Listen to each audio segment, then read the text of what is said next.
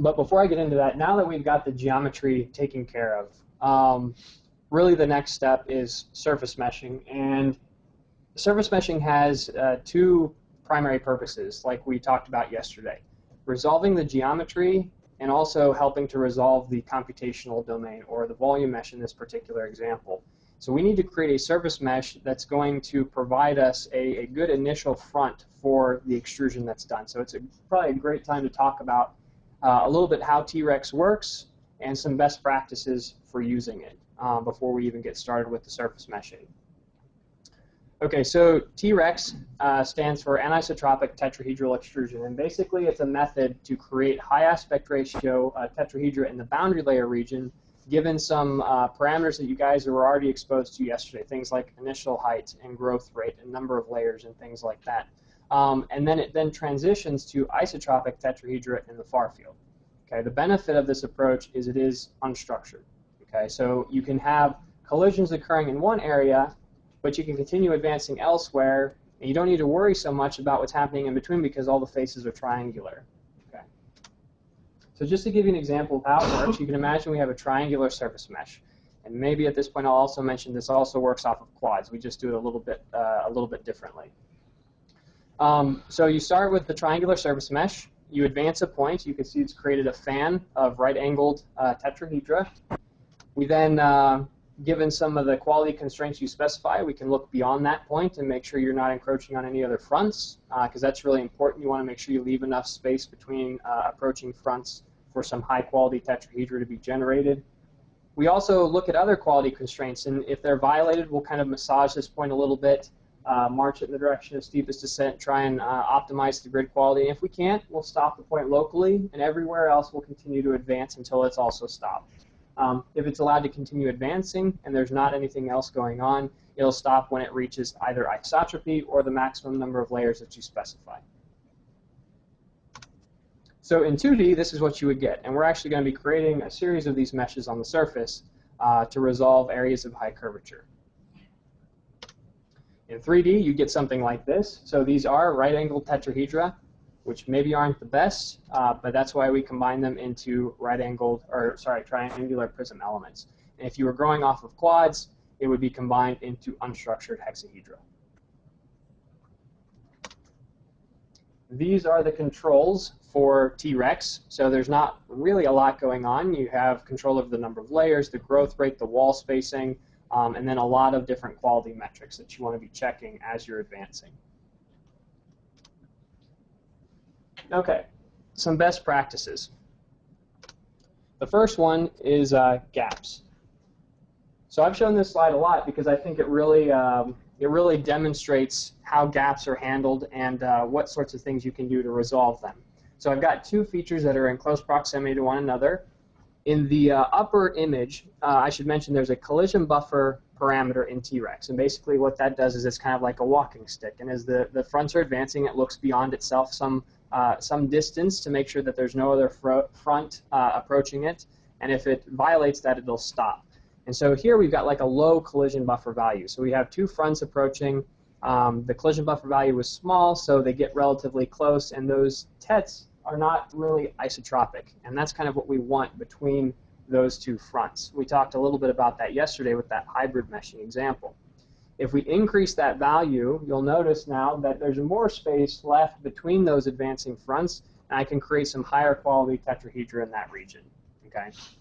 However, it gets a little bit more complicated when you've got features that are in real close proximity to one another, like these two. Increasing that collision buffer value doesn't do too much. So you can see that the same collision buffer value, the high value, has still resulted in some squished cells between those two fronts. The reason is because the larger the surface spacing, the further that front has to advance before it reaches isotropy. Okay? So the way to resolve this is to just decrease the spacing on the surface. So you get something like this. Okay? So now we're effectively controlling that just in that region. Those cells are able to advance and reach isotropy a little bit sooner since they're smaller on the surface. The collision buffer value kicks in. We have some higher quality elements generated in that region. Okay, so this is really important. Again, this highlights that ability to or you need to create a surface mesh that's going to support this. And so I'm going to talk about some best practices when I'm generating the surface mesh for handling things like this. The other section is leading edges, or just areas of high curvature in general. There's typically a couple of ways you can approach this. There's the anisotropic refinement in the top, where you've got these high aspect ratio right angle triangles stretched in the spanwise direction, but packed normal to the leading edge. Or you've got isotropic refinement.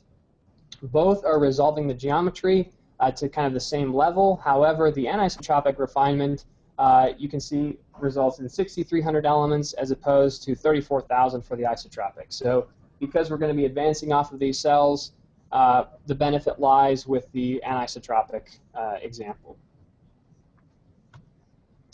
Trailing edges, we talked a little bit about this yesterday, about handling sharp trailing edges for structured extrusions. Same sort of thing applies here.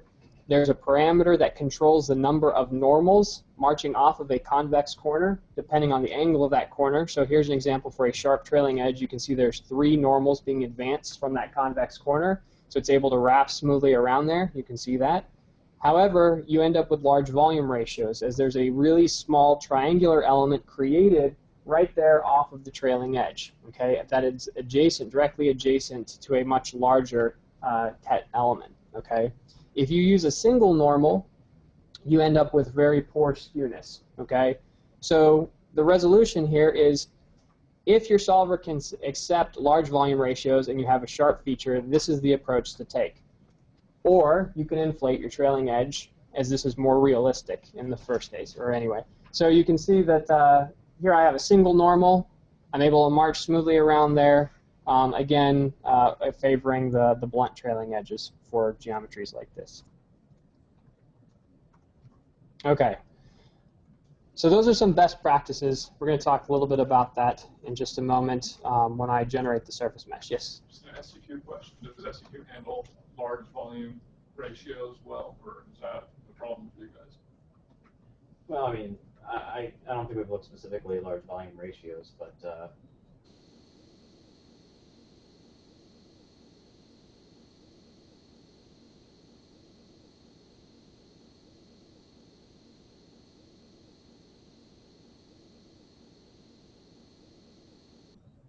Does it? Do those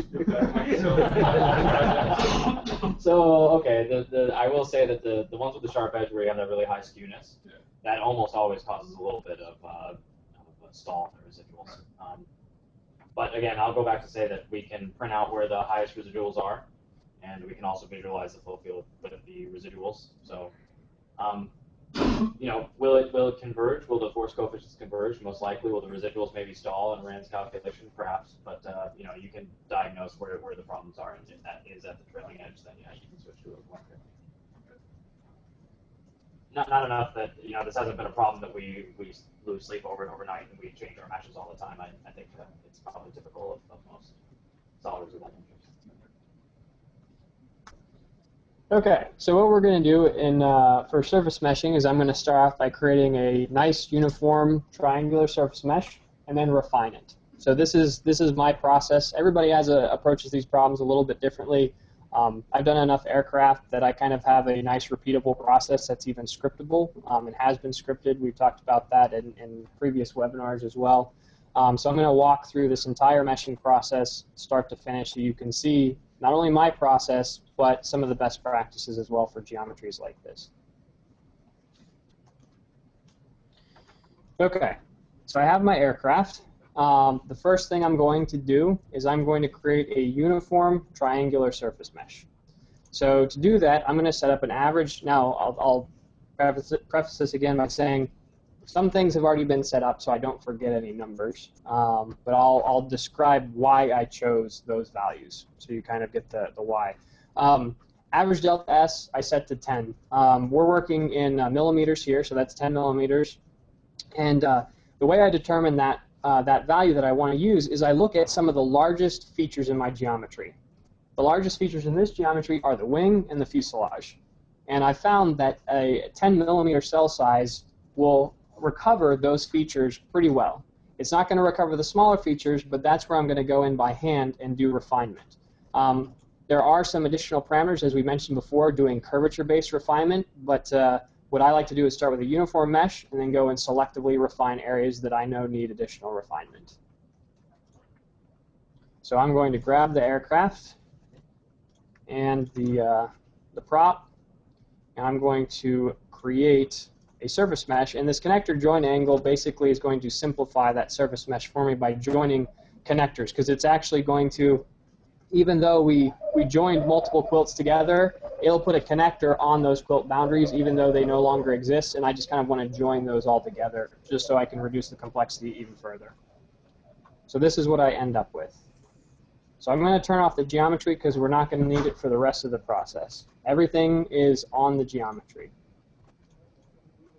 And actually, I think it's probably easier for you guys to see who are on site if I make this a little bit brighter.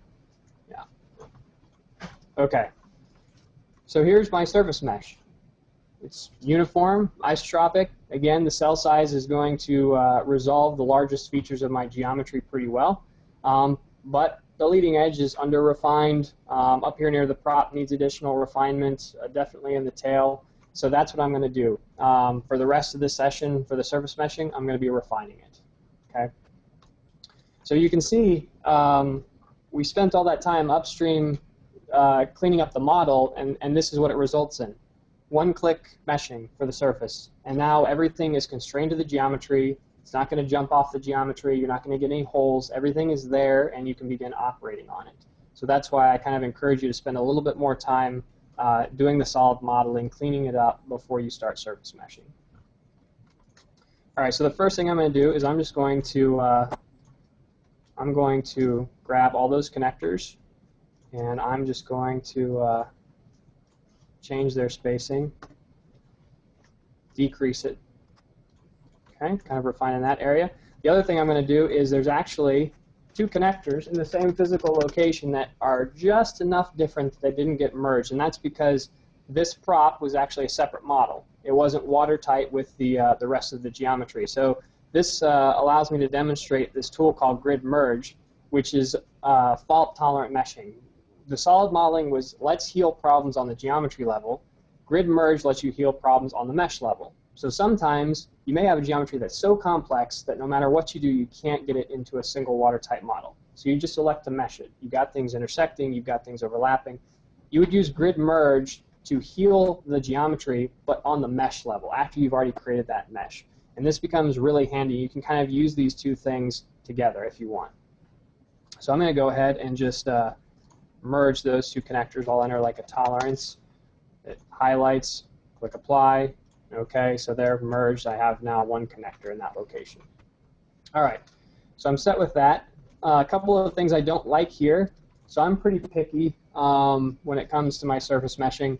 And while this doesn't look like much, I just don't like that. To me, that's too high of an area ratio, in my opinion. I want that to be a little bit tighter. That spacing is 10. I know that because I created it initially with 10, but I've decreased the spacing on all these adjacent connectors to 5. So what I'm going to do is I'm going to grab all of those connectors that are adjacent to that, and I'm going to go into the distribution panel, and I'm going to modify their distribution. So I can change their end spacings. So for example, I can force the end to be 10, force the start to be 5.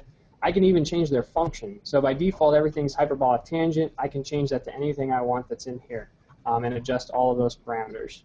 Okay, so I'm going to actually change those to MRQS, monotonic rational quadratic spline. What I've found is it's a little bit less, it's a little bit weaker than hyperbolic tangent in terms of pulling points towards the ends of connectors. So I get something like that. So I'm pretty happy with that. So that's improved quite a bit. The next thing I'm going to do is, it's subtle, but like I said, I'm pretty picky. I noticed that some of these cells got a little bit larger. That domain kind of had to reinitialize with some of the adjustments to its bounding connectors. And in doing so, the spacing of those cells is a little bit larger than I would like. So what I'm going to do is I'm just going to grab my fuselage domains, and I'm going to jump into the grid solver, and I'm going to force their max edge length to be 10 millimeters, and then just refine those. And now I don't have to worry about those cells violating that 10 millimeter limit. Yes? It refined it, so it added new points. Yeah, so the difference between initialize and refine is initialize is going to start all over. It's going to blow away all the internal points and start from the boundaries and rebuild that triangulation. Refine is going to use the existing mesh and just do some refinement, adding points and that sort of thing. Okay, so now, you have any questions?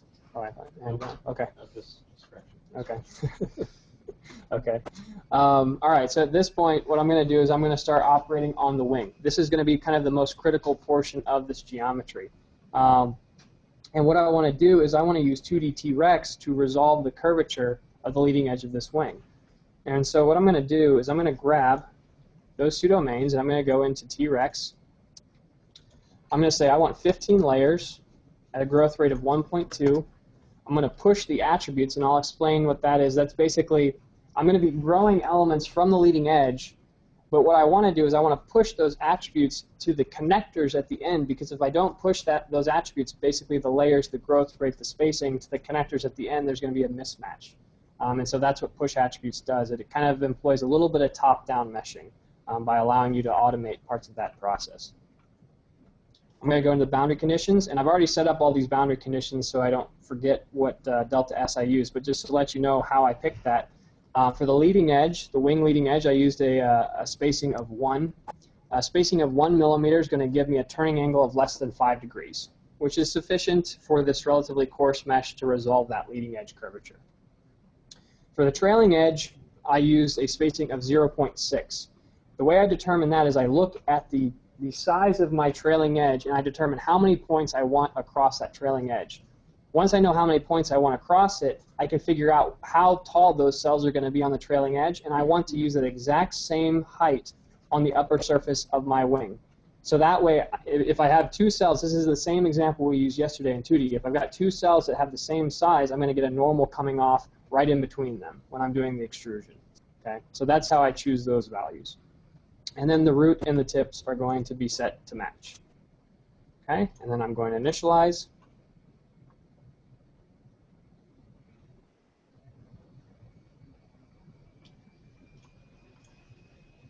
And this is what I get.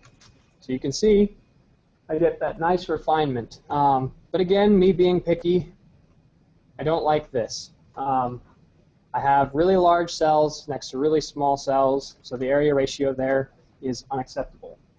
Okay. Why is it unacceptable? Well, it's unacceptable not only from a grid quality standpoint, but also because it's going to affect the extrusion. I want to be able to march out of this concave corner, and the way to march out of that concave corner efficiently is if all the cells are roughly the same size. Okay, so what I'm going to do is I'm actually going to adjust the distribution of points on my leading and trailing edge connectors such that I can cluster points towards the root and the tip. But before I do that, what I want to do is I want to orient all my connectors. Connectors have an orientation.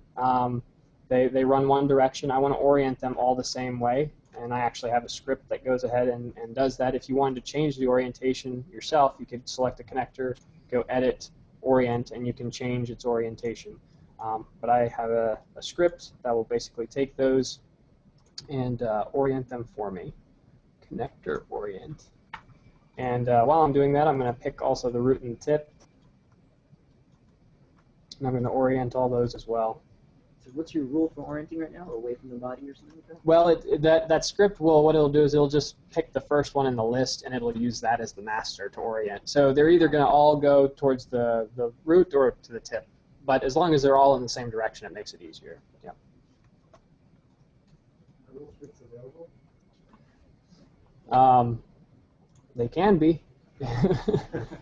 I know some of these are little utilities that kind of we've written in-house. There's a lot of scripts on our GitHub page, but I don't think Connect Orient is. I could be wrong. So we can look after. Okay, I modified that one. Let's see. I wanted to take those two and orient those the same, and these guys and orient those the same. Okay. So now I'm happy with my orientation. So what I'm going to do is I'm going to grab all those connectors, and I'm going to modify their distribution. So what I want to do is I'm going to cluster points at the leading edge towards the root and the tip. And I'm going to use the same initial spacing value I used for that T-Rex extrusion off of the leading edge. So I'm going to use a spacing of 1. For the trailing edge, I'll use a spacing of 0.6. Okay. I'm then going to go to the Functions tab, and I'm going to change them all to a growth type distribution.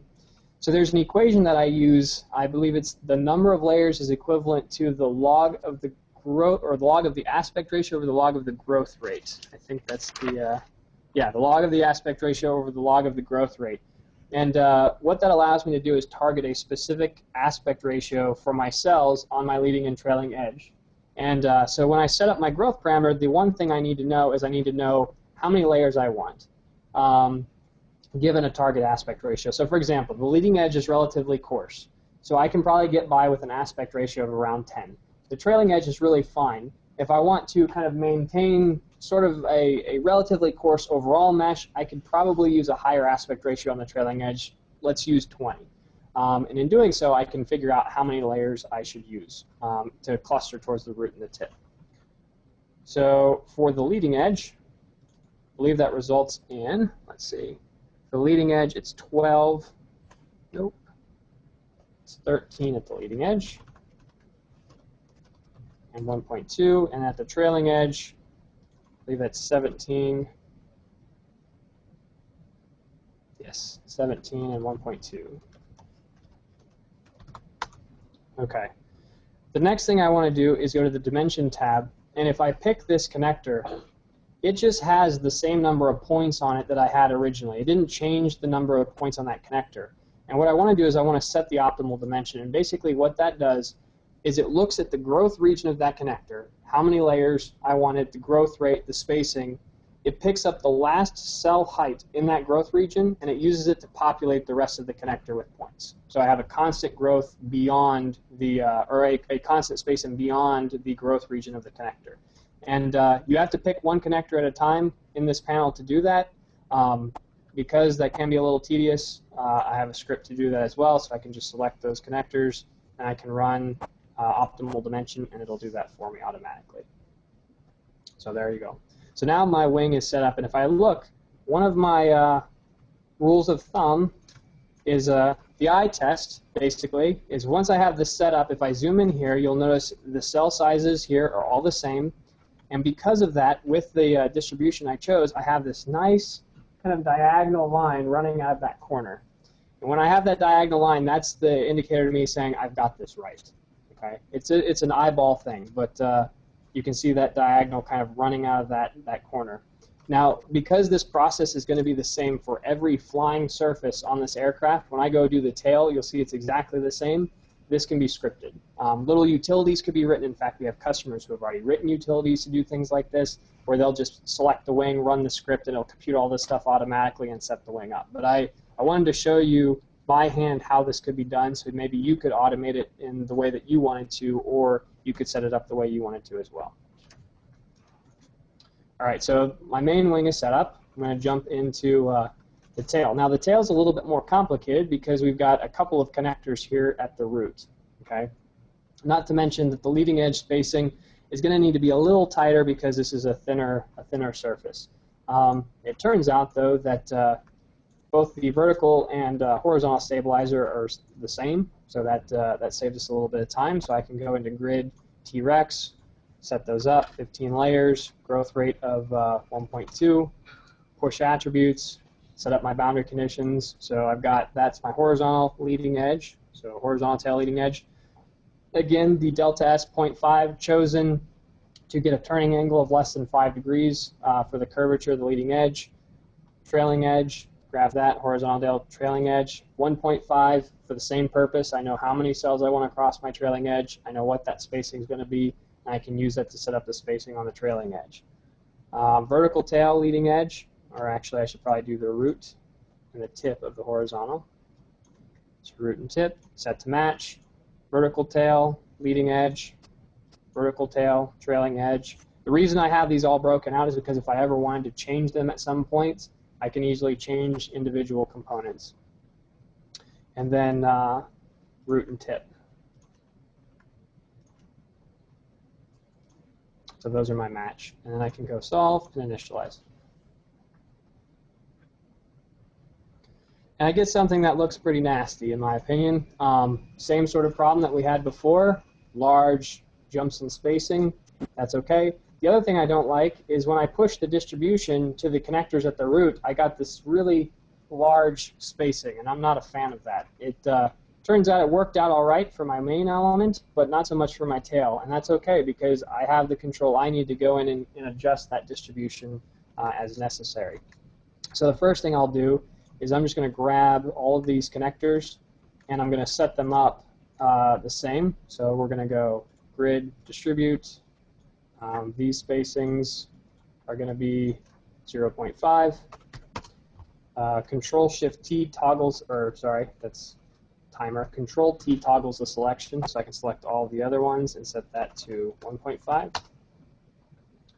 Go to growth type distribution. Leading edge. This time the leading edge is actually finer than the trailing edge, so I'll use an aspect ratio of 20 for my leading edge and 10 for my trailing edge. And again, that's just based on how large I kind of want my mesh. I want this to be relatively a coarse mesh because I can easily refine it as necessary. So I set up my leading edge. I'll give it the number of layers that I want to achieve that target aspect ratio. I believe it was 17. Let's see. I think it was 17. I'm pretty sure it was 17. The trailing edge is going to be, we'll set that to 10, 1.2, 10, 1.2. And it's going to look really gross here because I haven't set the optimal dimension, but with all those connectors still selected, I can run the script, set optimal dimension, and it'll set those for me automatically. So I have, again, that nice diagonal coming out of that corner. But again, I'm still not happy about that, that large spacing there. So at this point, I want to go in and I want to adjust the distribution of the root and tip connectors. I'm also not happy so much with the tip either. So I'll start with the tip, even grab that one as well, and go to grid, distribute, and let's see here. Leave that alone. So these two, I'm going to set that up to be, let's see, what did I use for the tip? I think I used tail root 12. Where did I do it? Okay, 9 layers. There we go. What was the logic for the spacing here? The logic for the spacing on which component? What were you just doing with the tip? Okay, so the way I set up the for the root and the tip, again, from having done a lot of these, I have an equation that I use. So for the tip, I use half the number of layers plus 1. So it pushed 15 layers to the tip.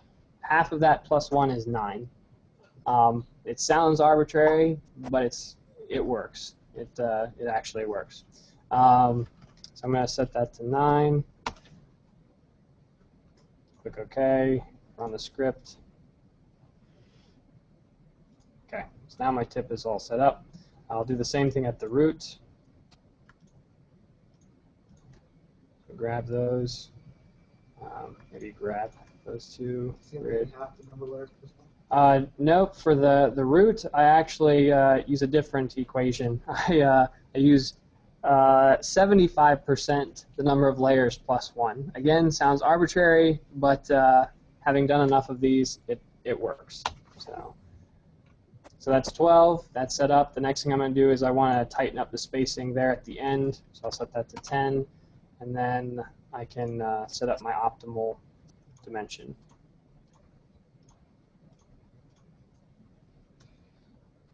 I'll do the same thing for these two connectors. Go in there, functions. What did I use there? 12. I'll just use 10. Functions, 10. Set optimal. Set optimal. Okay. So that looks a lot better. The last one I have is down here. I probably should have done that at the same time.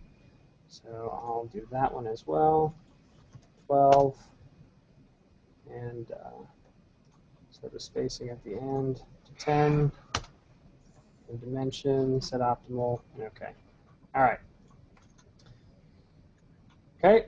The next thing I want to do is you'll notice this connector that's kind of on the symmetry doesn't have the same distribution. So there's an easy way to fix that. I can copy the distribution from this connector. The first thing I need to do is copy the points. So there's 40 points. Again, down here I get some information about the connector. When I highlight it, it's got 40 points. This has 14. Let's just change it to 40. And then I can go into my Functions tab, and I can copy the distribution from this connector and click OK. I could do the same thing down here and and I noticed that notice that there's two nodes that are in close proximity to one another, so we can take care of that. I don't necessarily like that either. It would have come out if I looked at the grid quality of the surface, which I'm going to do at the end, but since we're down here, let's go ahead and fix that. Go to grid merge, do a node-node merge. We can get a sense for how large that gap is by just measuring the distance between those. 1.1, select those, apply, take care of that, and then I can copy the dimension. That's 22, that's 16, launch in here, functions, copy from, copy a scaled distribution, and OK. And that's all set up. I can take that mesh and I can clean it up a little bit. OK, so at this point, I'm pretty much done with the surface mesh. So that's my process. I know there's a couple things left, but I wanted those to be highlighted when we look at the grid quality. One other thing I'm going to do is I want to grow off of the surface of the aircraft and that spinner. And I'm going to want it to match on the prop, okay, the actuator disc. So I'm going to just set that up now. I'm going to take that into T-Rex. I'm going to set up my number of layers, my growth rate, push attributes, and basically this is going to be where I'm growing from, because I'm going to be growing off of the spinner and the aircraft. The initial spacing I'm going to use is, I've already got it specified. I'll talk about how I picked that value in just a second. I'll set those to match, and then I will initialize that. So I'll get something like that. So now that when I grow off of my aircraft and my spinner, it'll match that distribution on my actuator disk. Okay. So at this point, what I want to do is I want to look at the quality of my triangles on the surface to help identify any problems that might exist. So I'm just going to grab all of the surface meshes except for the prop, because I know that between the spinner and the prop, the area ratio is really high because I've got that tight spacing. I already know that. So I'm not going to include it. I'm going to go to Examine Area Ratio. This is just looking at the ratio of area between two adjacent elements. And I notice that my max is 6.91, and I want my max to be around 3. So I can identify that area by going to Extrema, zoom to maximum, and sure enough, I have that spacing set up on the leading edge of the vertical tail, but I didn't match it kind of along the spine of the aircraft. So I can go and I can grab that connector and take care of that right now. So I've got that connector. I can go into the distribute panel. I can set that up, be 0.5, the other end to be 10. I can even do a growth type distribution, set up like 15 layers, and dimension it. So that eliminates that prop. So now if I grab everything and go back into examine the area ratio, it's now down a little bit further. Okay. So I can zoom to maximum. I can identify that problem. Now, this is an interesting one. So I had mentioned that I wanted a certain number of points across my trailing edge, and I completely forgot about setting this up, to be perfectly honest with you. So this helped me identify that I had forgotten to do this, and this is the next step before we're finished with the surface mesh, and that's to set up my trailing edge. So that's pretty easy. All I want to do is I want to grab those small connectors. I want to specify how many points I want across the trailing edge. And in this case, I'm just going to set it up very simply to give me 3 points across the trailing edge. So I'll grab all those, say I want 3 points, I'm going to grab those trailing edge domains. And even though I have 3 points across it, you'll notice that I only have 2 cells. And that's because this is just an unstructured surface mesh. It doesn't know what's at the other ends of the boundary. The easiest way to fix this is just to create a structured mesh on the trailing edge and diagonalize it. Then you'll get the appropriate number of points. Rather than doing that by hand, I have a script to do that as well. So with those selected, I can just run domain diagonalize, and I've got the appropriate number of cells across my trailing edge now. See that a little bit better. And again, adjacent, so if I select that domain, you'll notice the cell size on the upper surface is the same as the cell size on the trailing edge, and again, this is going to help with the extrusion. Okay, so now I should be done, and I'm just going to grab everything one more time and confirm that. Examine, area ratio, okay, 3.34. The other thing I can look at is maximum included angle is 129. That's the maximum included angle of the triangular element. And I can see that the max is 129. I can get a sense by turning on the histogram where all of the elements lie. And I can see that I have a really good surface mesh. Okay. So at this point, what I'm going to do to complete the surface is just copy and paste this and mirror it. Okay? So I'm just going to grab everything. I'm going to copy and paste and do a mirror about the y-axis. The next thing I'm going to do is sometimes when you perform a trimming operation, it may not lie exactly along that plane. So I may have duplicate connectors on the symmetry after doing that copy-paste operation. So I'm just going to use grid merge to merge those connectors. Okay, so I'll do a connector-connector merge, 0.1. I can see all those connectors highlighted in green. I'll just grab them all and apply. And okay. So now I have a nice watertight aircraft geometry. Question. Yes, absolutely. The tolerance you set is the distance, like acceptable distance or some kind of normal? Mm-hmm. Yep, exactly. Yeah, the question was about the tolerance, and that's just the distance between the two connectors. Yeah. Guys, Yes.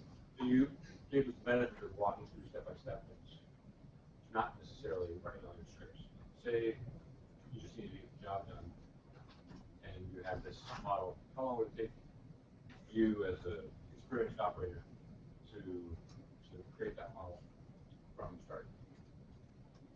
Without the scripts? No, with the scripts. Yeah. I mean, kind of your full productivity.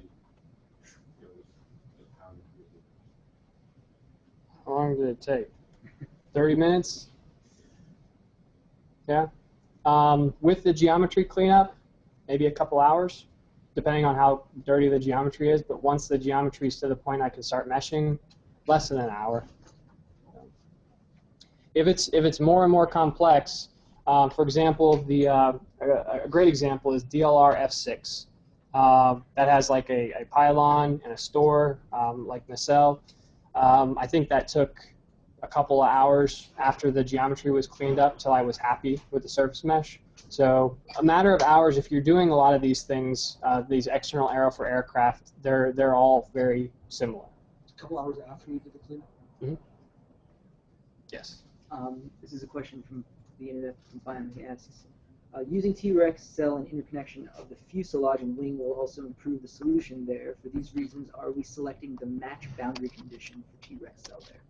Yes. So the question was about at the wing root and the match boundary condition, and yeah. So basically, what the match boundary condition did was push the distribution that I'm marching normal to the leading edge to this root, and what that effectively has done is set up the distribution on that connector. So I have cells that are roughly the same size in that root region, and when I march out of there, it's going to create much higher quality elements, and in effect, a more accurate calculation can be performed. Okay. So let's keep moving. I think we got a little bit more than 30 minutes left, and there's still a couple of things I wanted to talk about. So what I'm going to do is I'm going to set this up for volume meshing, and then we'll let it go. And then we'll talk a little bit about what that volume mesh looks like, and then jump into grid quality. And with whatever time we have left, we'll talk about glyph scripting. So I have my surface mesh. And the next thing I'm going to do is I need to create my far field. So I'm going to create a spherical far field. And the first thing I'm going to do, though, is I'm just going to grab all of my domains and run a script that basically computes the center of my object. It prints out the center in the message window. If I scroll up, it tells me that the length of this object in the x direction is about 1,500 millimeters. So I'm going to use that information to create my far field. Is there any trade-offs on what you use for the far field? A sphere is just easier. There's one boundary, one outer boundary. I think, I mean, do you guys have any preference one way or the other? If it's a true external aerodynamics far field, not really that I can think of if you're putting it out at 50 or 100 body lengths or something like that. It's usually simplicity. Sometimes it's easy to draw a box, or I like to do a revolve and draw a sphere in Pointwise and then just dump the domain right on that. So it's really for simplicity. Yeah. Now, if you have internal aerodynamics, I mean, obviously you're constrained by inlet and outlet boundaries or walls.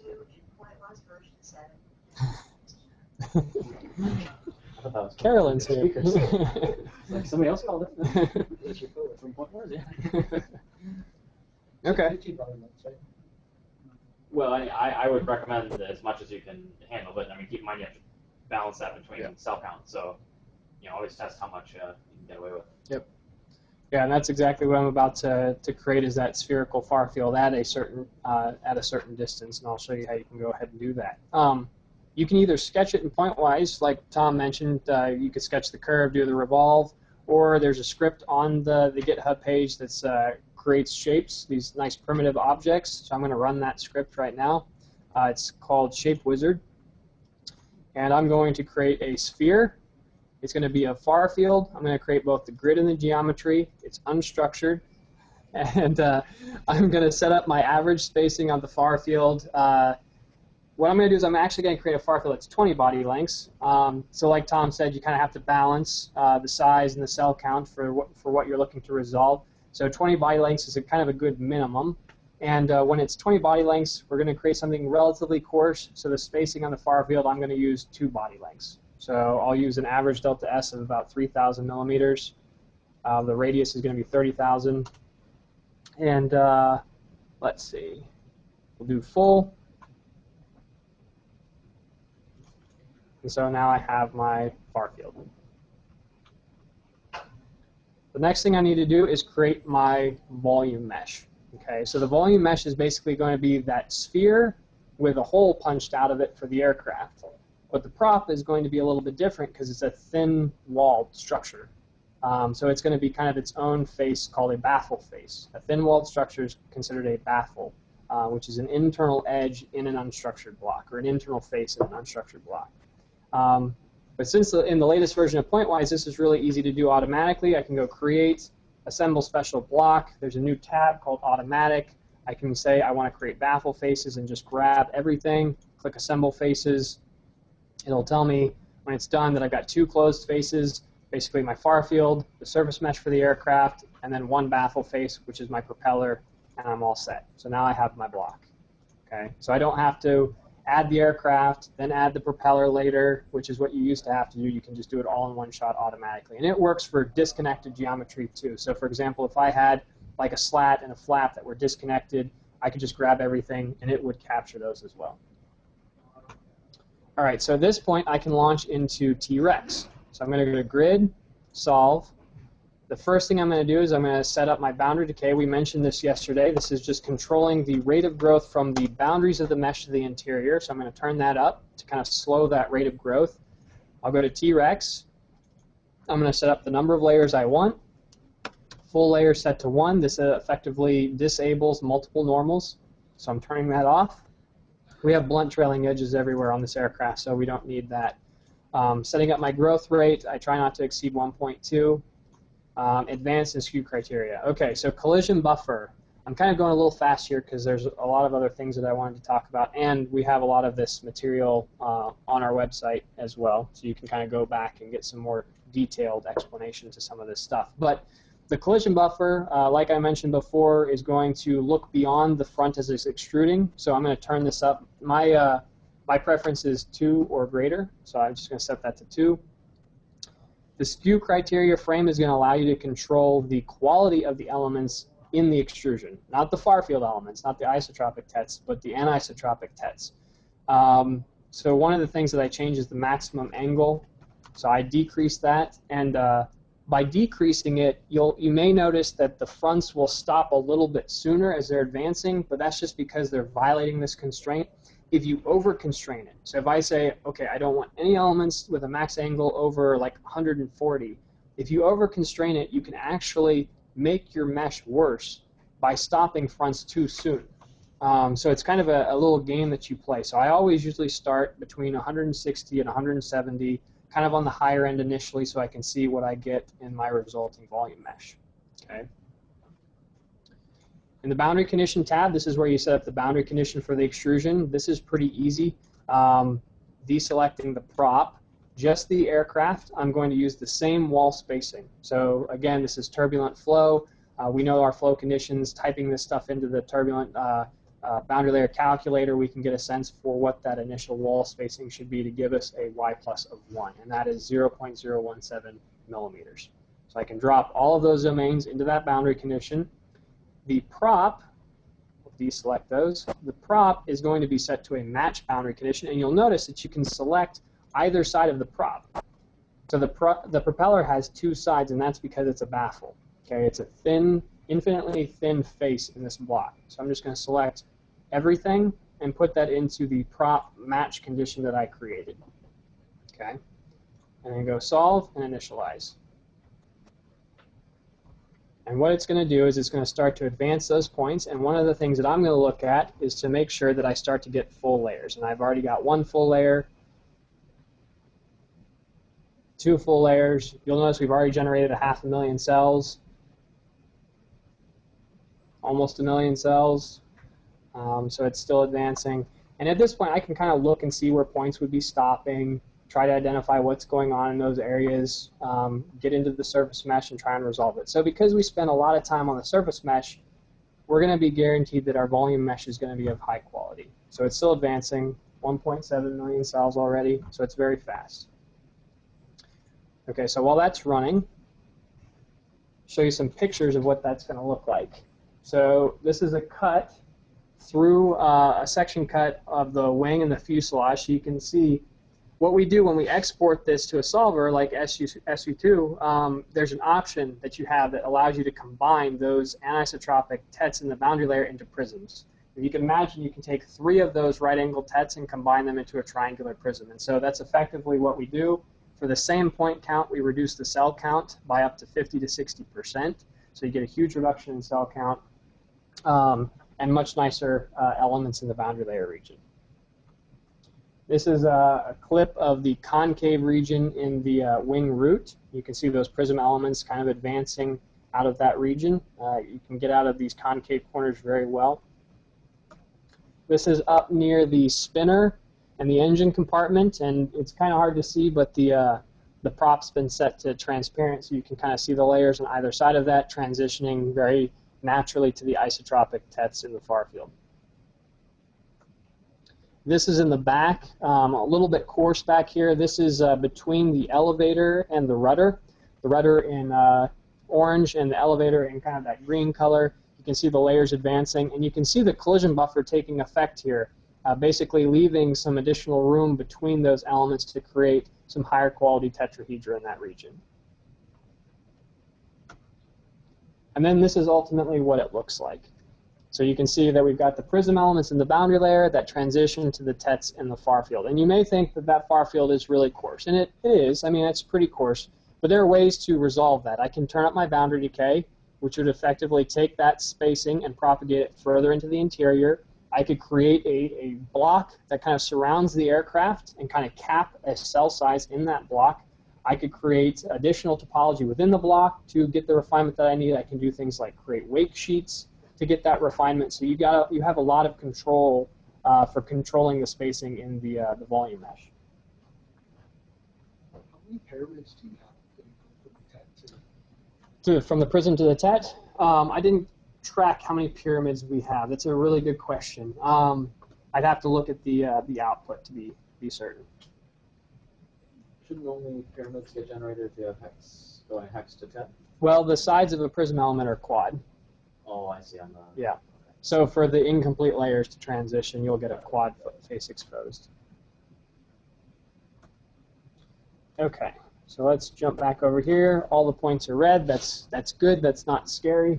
You can see that we had 15 full layers, which is fantastic. Once all the points turn red, basically what that means is that all the cells have reached isotropy, which is what you want. If this is done and all the points haven't turned red, you need to let it go longer, because you'll end up with that same problem we saw in the hybrid meshing example in 2D. You'll get a large jump in spacing from the anisotropic elements to the isotropic.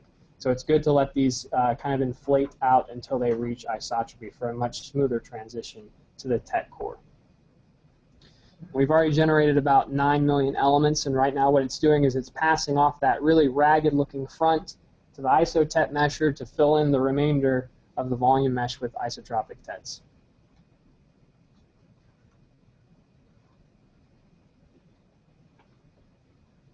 Okay, so while that finishes, maybe we'll jump into the